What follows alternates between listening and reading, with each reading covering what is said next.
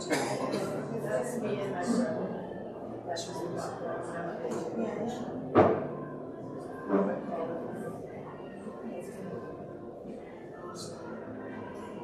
that's not my summer.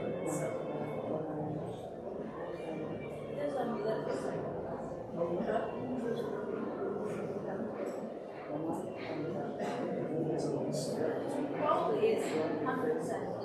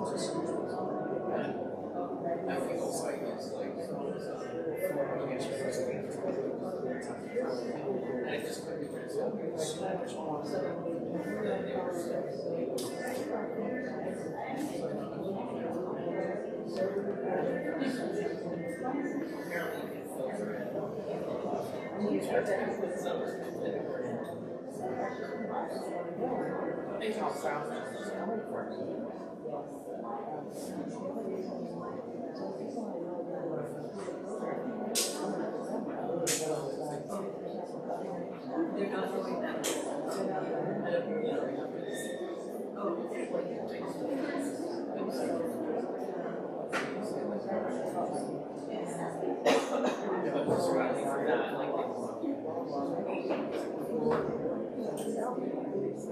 Oh yeah, that would be.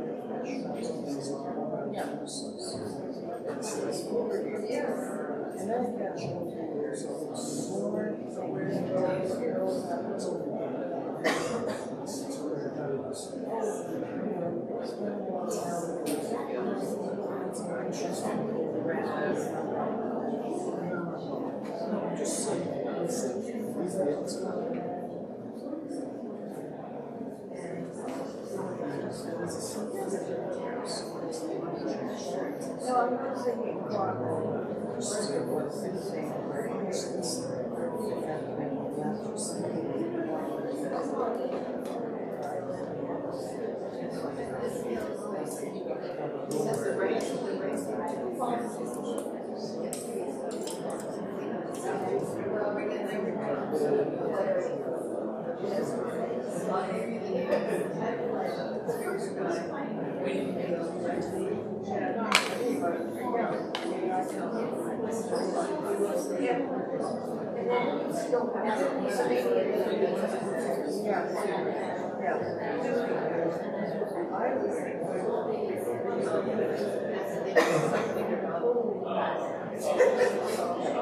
like this. It's not just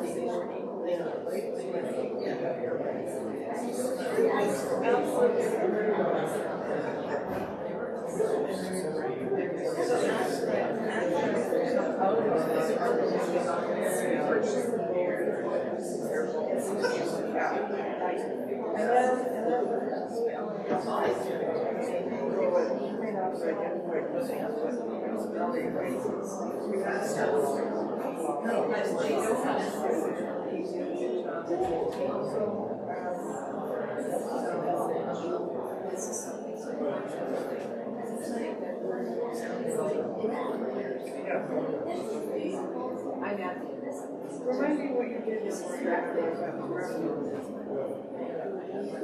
And I did actually.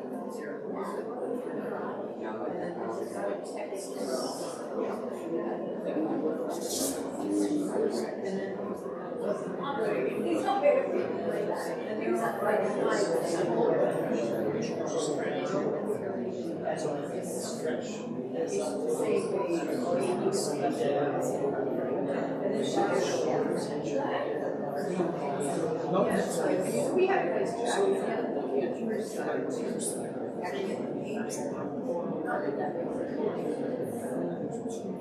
He wants to be anywhere.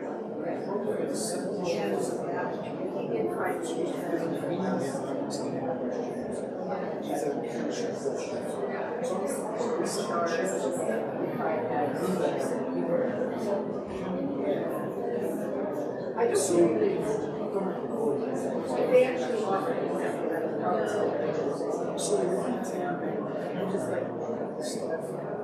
we're still attracted. Yeah, I put it all because I price myself really high.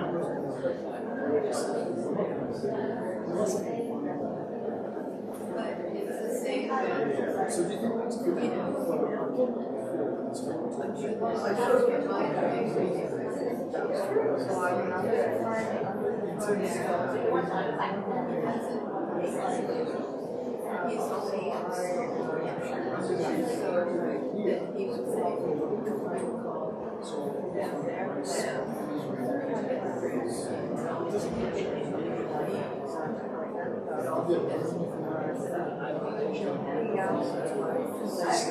my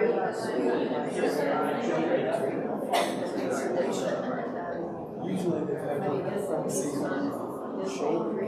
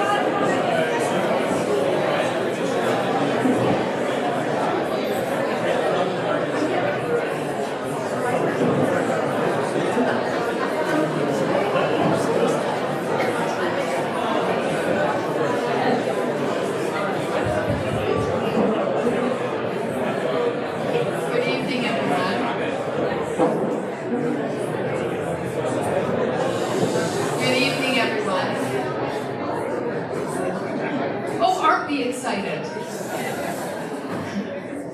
Thank you so very much for coming this evening. This is an exciting evening for us. As you know, I'm married to a Dane, and we have more Danes going to speak with you this evening, which is super exciting. So I thank my staff for putting this together. Fiona particularly has worked really hard. She's been the main point person on this, which has been really great. But as you know, the whole team works together to make this seamless. So thanks to all of them. And I want to introduce Daniel, who's the export manager from Copenhagen, who will tell you a little bit about the company.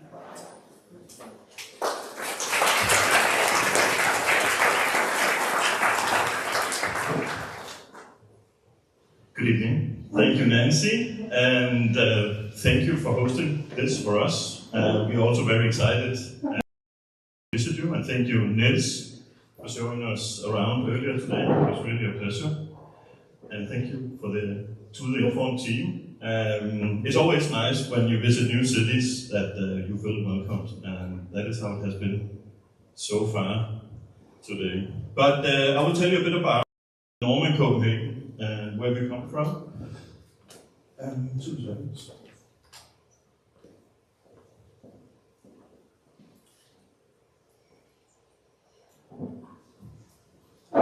Norman Copenhagen was founded in 1999 by these two guys, Paul Madsen and Jan Andersen. It is still a family-run company, and we are quite proud of that still. And it does that a lot of decisions are quickly made, good and bad, but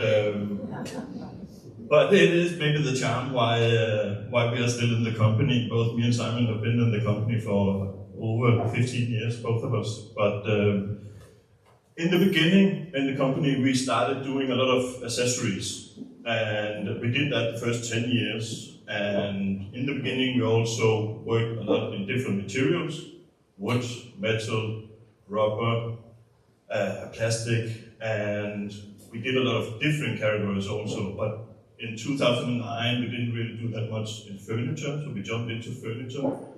And that also did that we increased a lot the business, so we had a lot of nice growth through after 2010.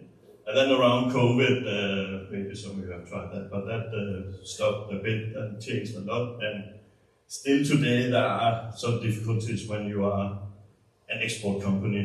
95% of our turnover is export. So it is very much to figure out how to go into the markets, how to go into Canada, how to work with US, source your materials when you cannot source it out of Ukraine anymore. But yeah.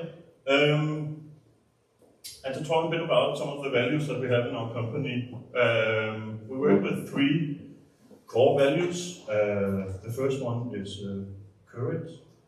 And when we use that word, it's both in the design, working with bold design, eye-catching design, in good and bad, but also we try to have a lot of commercial design. So we try to test in different ways, and I think Simon will come into some of it around courage and how we work with materials. Simon will talk a bit about some of the recycled plastic that we're working with, some new wood material that we introduced into the market a few years ago, and also a new chair that is made in hemp, which is a very new material for us and has caused us a lot of headaches, but we have solved it now. We also work with quality, and working with quality and still where we want to be in the market. We want to be an affordable brand. It can be tough to do good quality, doing long-lasting products, which is also sustainable. But we feel that we are in a good place on that. And the last value we have is responsibility, and how we should be responsible towards the future. And it goes through a lot of our supply chain, packaging. And we are learning all the time. So, but these are the 3 core values that we have. Our collection has changed, as I said earlier, moving from being 100% accessories into more like around 80% furniture and lighting. And that is also where you will see a lot of our new products coming. There's a lot in of the furniture business and also in the lighting business. But we still have the feeling of having accessories. We cannot let go of it. It's a good thing to still have, and there's a lot of discussions also in that in the company. And just to give you a brief look into some of it, if you don't know our collections that well, these are just some pictures from our furniture collection. Here is some of the lighting that we have. Again, in a lot of different materials. And the last one is our accessories collection. And we have much more. So check us out on our webpage. This was a very quick introduction to Norman Copenhagen. So the main act will come now. It's Simon. And you're probably more excited about hearing about that. But Simon, he's in the company we work with in-house design, and Simon is in charge of that part. And then we also still work with external designers to have like the diversity in our design collection. But yes, thank you, and there you go.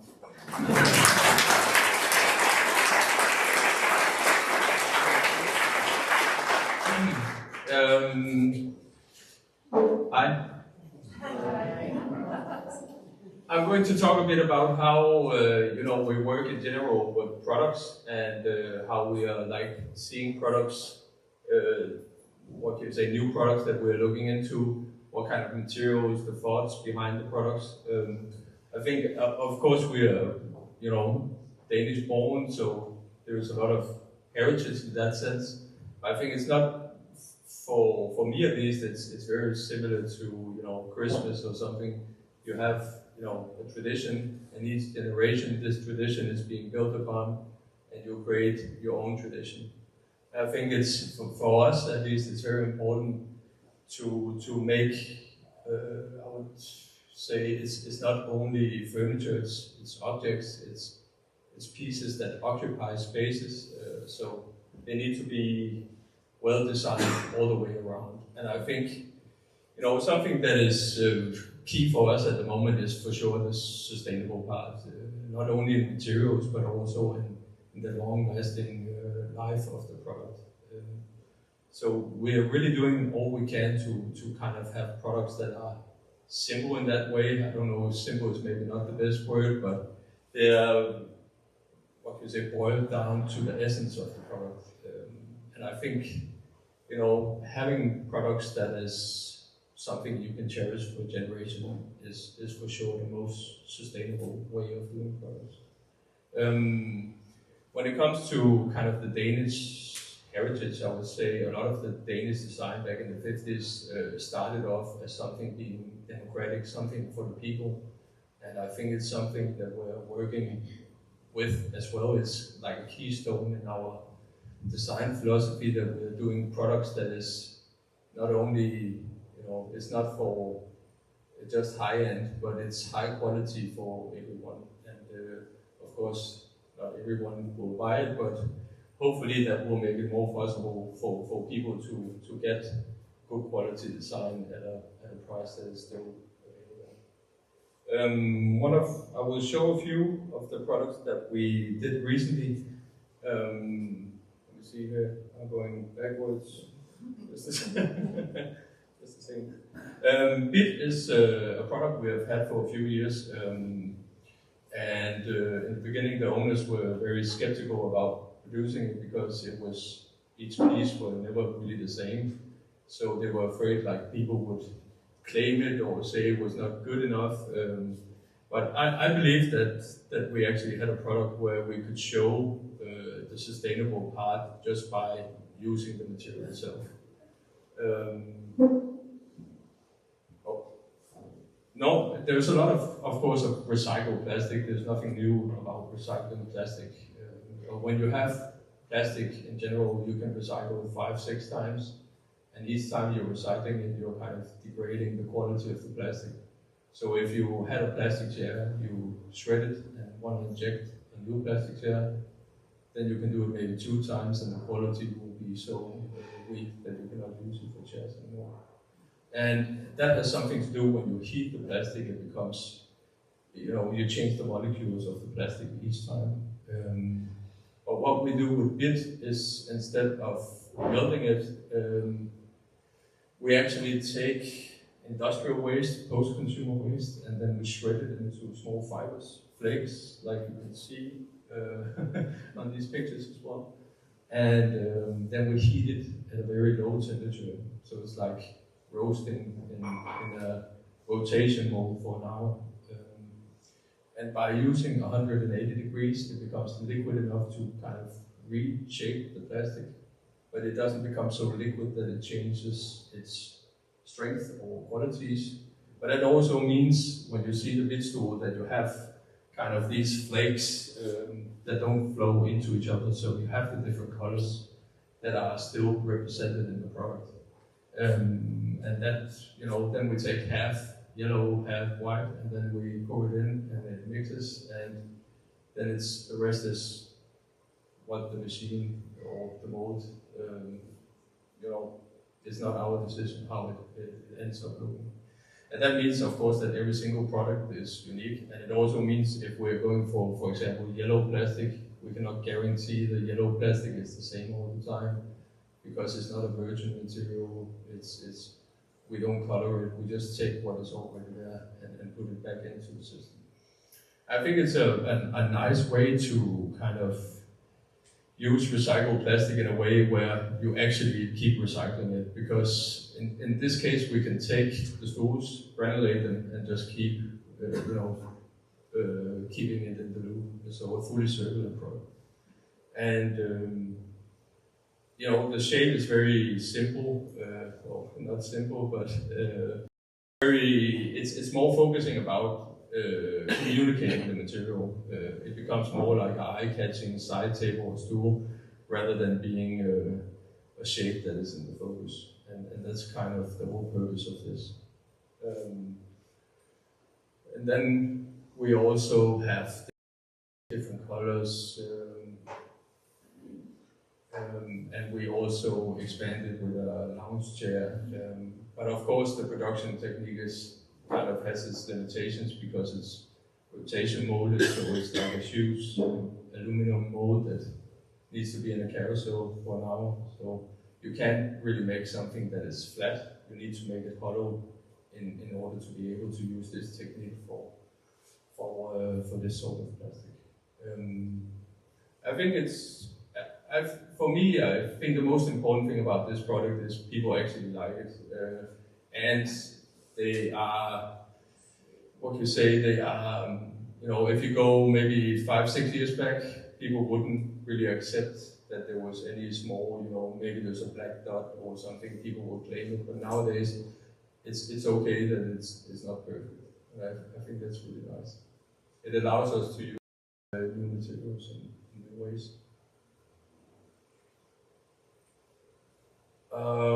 Also, like Daniel quickly touched, is a new product called Matte. I don't know if everyone can actually see the chair up here. You can't, but you can go and take a look afterwards. But Matte chair is something, it's a product from an external designer called Peter. He's 82, and he had the idea actually occurred like 20 years ago, but there was not really any production techniques to do this with. And what we actually do is that we take the hemp plants. Normally you have the leaves, then you have the stem left. The leaves are being used for different purposes, and the stem is always being discarded or used as fertilizer or food for pigs. And in this case, we take and granulate the stem so it becomes like cotton. It's soft, it's almost like small textile fibers. And then you can kind of see it. Up here, we create a mat. We press the fibers together with a binder called PE. And then we take 5 of these plates and press it together, similar to what you would do with plywood. But the benefit of this compared to plywood, for example, is that plywood can only go one direction because the grains of the wood is not 3-dimensional. It can only go in one way. And by doing so, we can shape something that is extremely strong. The curve of the chair itself makes it strong, and the fibers combined with PE is what you can kind of say a natural glass fiber version. And the reason why it took so many years is people don't really invest in these things, and when we want to do products, we don't want them to be 6 times more expensive just because they're sustainable. We want them to be at the same price level. And also, it's not so easy working with materials that is not already on the market, especially when you go into, for example, this hemp. Inside the plant there's sugar. When you heat the sugar, it becomes caramel. So all of a sudden it was running caramel out of the molds. So it's of course, I think we spent 4 years just developing how to actually produce it. Now the problem is that we now need to find all the hemp fibers in Europe, and it's not so easy either. And then we have 2 different versions. We have all hemp version you see here, and then we have a version where we combine it with eelgrass, so the seaweed that washes up on the shores in Copenhagen, Denmark. And also this is something that is normally just being bulldozed away so it doesn't smell, and then they bury it somewhere or burn it. But here we use the seaweed to add a color and a texture to the seed itself. And the nice thing is that it acts similar to wood. You can sand it, you can oil it, you can clear coat it. In this case we give it oil, so it has a more natural finish. And it comes with different bases like wooden beech legs and steel legs. Again, I think it's for us at least, it's very important that we try to push these boundaries for the material itself. There's so many things being done in steel, marble, and textiles and all this, and it's of course easy because the supplies is already there. But if we want to change the way of producing furniture, we also need to invest the time in actually trying to change the production techniques. And this is also that, of course, we also learned a lot from this project. Now we are looking into if we can use leftover textiles. There's a lot of pollution in the textile industry. They have a lot of cut-offs, leftovers, and now the regulations in EU at least are demanding that the companies need to take back all their own scraps. So they start with tons and tons of textiles that they don't really know what to use it for. So we're trying to see together, for example, with Kvadrat, if you know those guys, the textile company, if we can use some of their textiles to create furniture.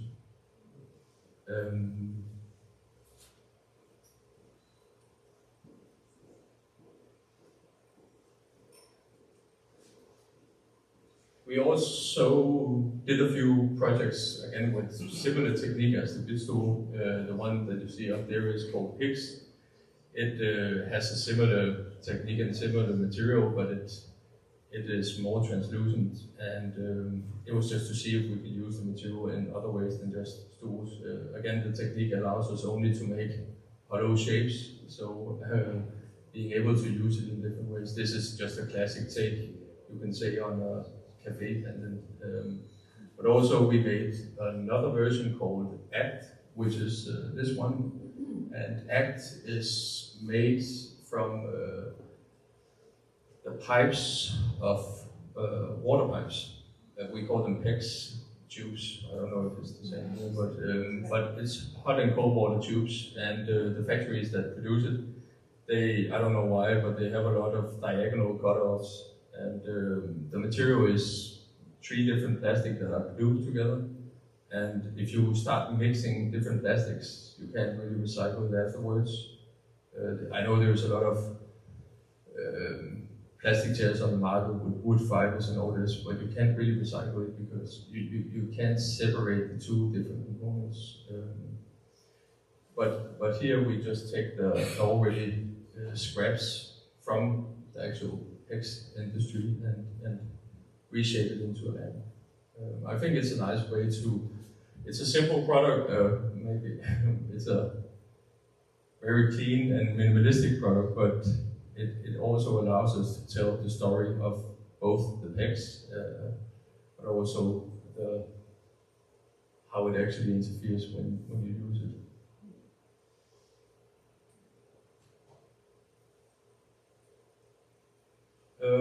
Then pine is not a new thing. It's actually quite old. But pine trees, I think after my,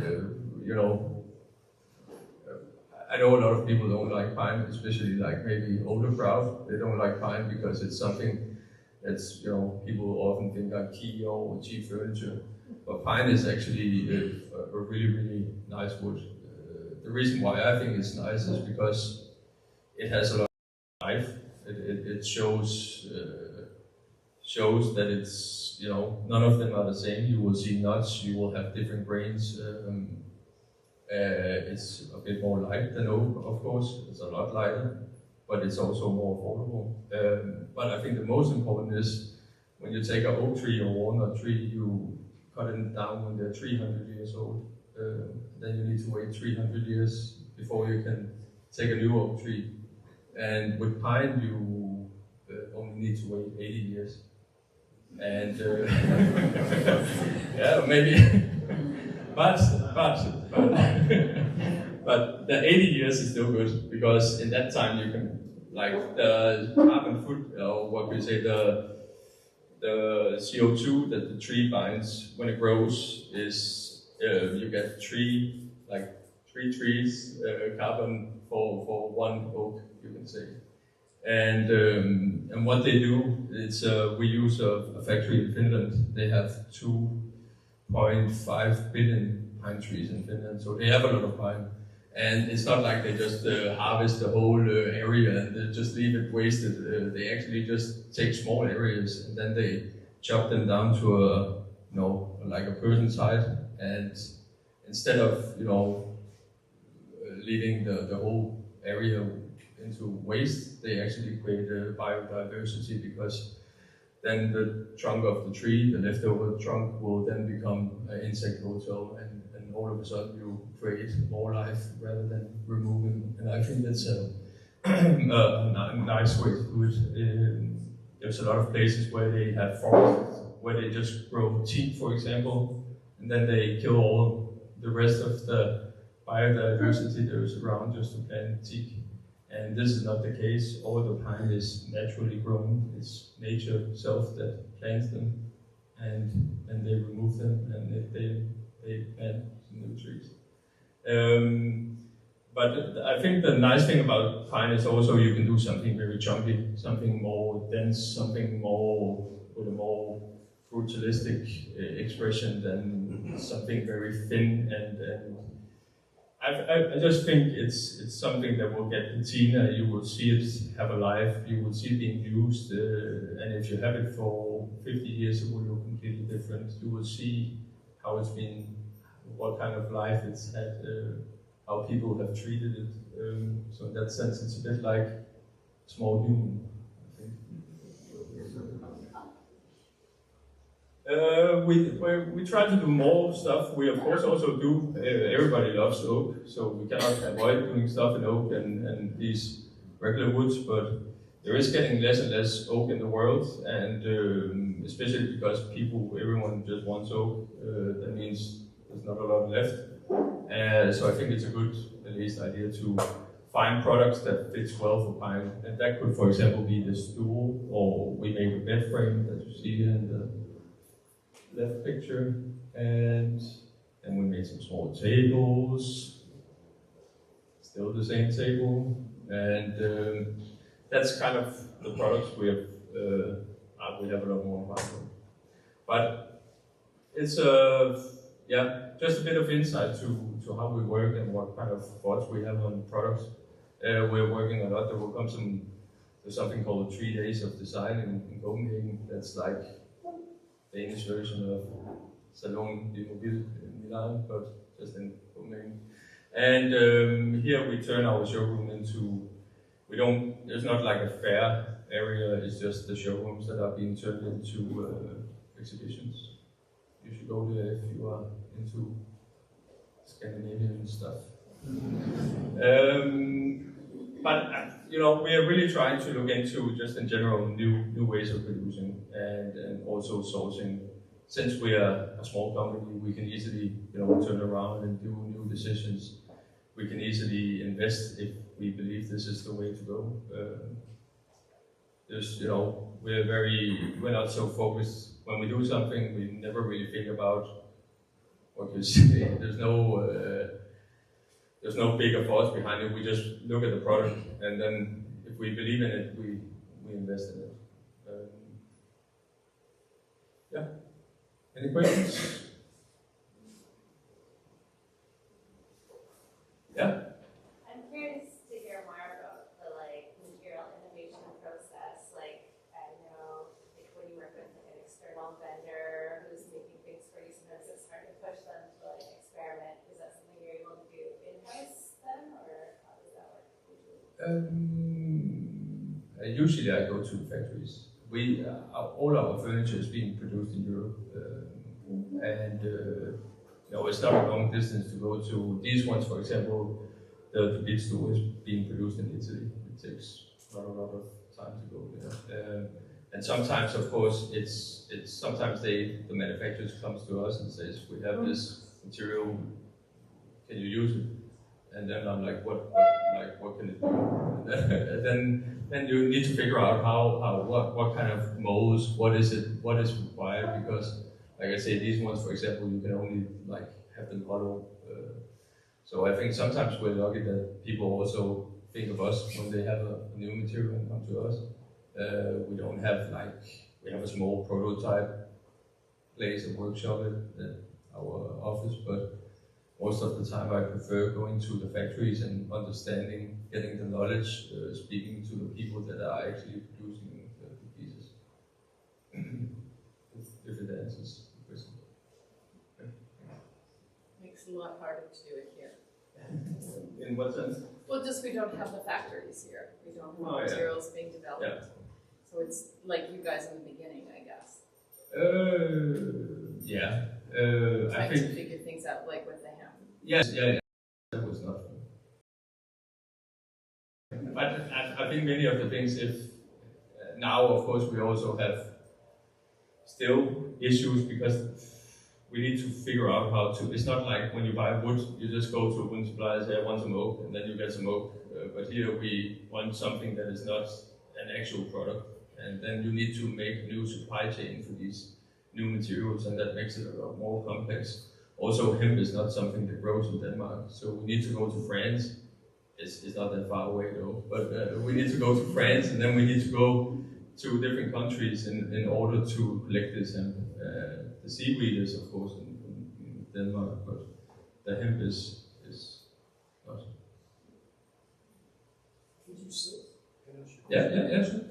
Did you say you do your own rotational molding, or do you outsource that? We, as a company, we don't own any factories. We work with suppliers that we, of course, do a contract with the suppliers, but we work because the whole, when we started the company, I didn't start it, so not me, but the owner started it. Their thought about creating Norman Copenhagen was, at that time, you had a lot of companies where they would only do sofas, they would only do wooden chairs, they would only do office chairs, but they wanted to do it all. And if you want to do it all, you cannot have all the factories. So we find and source the best suppliers that we can find for each specific product, if it makes sense. What would you say was your most popular commercially? We have a chair called Form Chair, which was actually my, what is it called, master project or what? Thesis project, yeah, from the design school. But it's a product where I think I don't know how many combinations, but there's a lot of combinations because you can combine, you can kind of build your own chair. That was kind of the concept. Then instead of buying a chair, you build whatever chair you want, like build a bear or just build a chair, I guess. I don't know how many, I think there's 25,000 combinations. So. But it's not like we have a stock of the different legs, but if you combine it, then all of a sudden it's a lot of combinations. Yeah? First, thanks for chatting with us. This is really nice. I really love how you're taking these waste streams and creating these new material narratives with things that would otherwise be, the pests of the world. I'm wondering if you're looking into any grown materials. Of course, this is whole new. Is there a lot of composite materials, but there's a lot of biocomposites and grown opportunities there. We are looking into biodegradable products also. There's just a lot of issues with biodegradable plastic, for example, because it's only biodegradable if you put it in the right environment. If you put it in the desert, it will just stay there forever. And also, biodegradable plastic at the moment, at least, often comes from corn or other food substance, and then you remove food from. And another thing is that it becomes very weak when it's exposed to sun or moist. So Like mycelium or Yeah. shower, these kinds of ones where you can Yeah. reduce material. We are also looking into mycelium as packaging, where you can grow the packaging.